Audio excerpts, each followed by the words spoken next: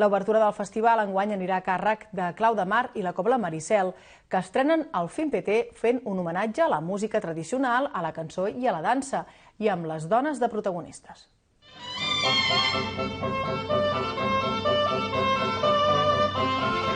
La música dona és el títol de l'espectacle inaugural del 39è FIMPT de Vilanova. La Cobla Maricel i Clau de Mar amb aquesta producció estrenen al festival un homenatge a la música tradicional, a la cançó i a la dansa com a elements indispensables de la vida. I com es pot entendre del títol, aquest concert escenificat també vol ser una reivindicació del paper de la dona en el món de la música tradicional.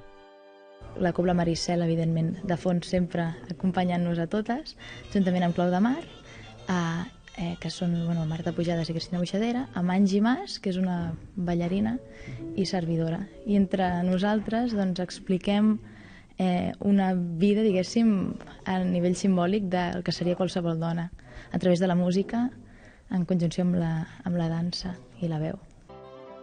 Les peces musicals, algunes de nova creació i d'altres existents, passen a ser la banda sonora d'aquesta dona protagonista.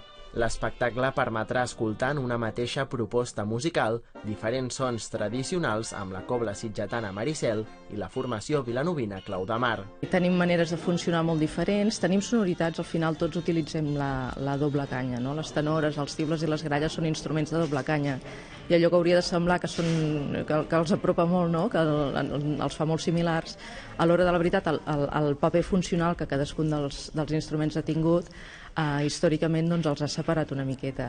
I els primers assajos sempre són, ja ens ha passat altres vegades, no? Una mica complicats de dir, ai, mare de Déu. Però mica en mica vas veient que realment l'amalgama que es crea sonora és interessant i ja ho veureu vosaltres mateixos que el resultat és prou engrescador.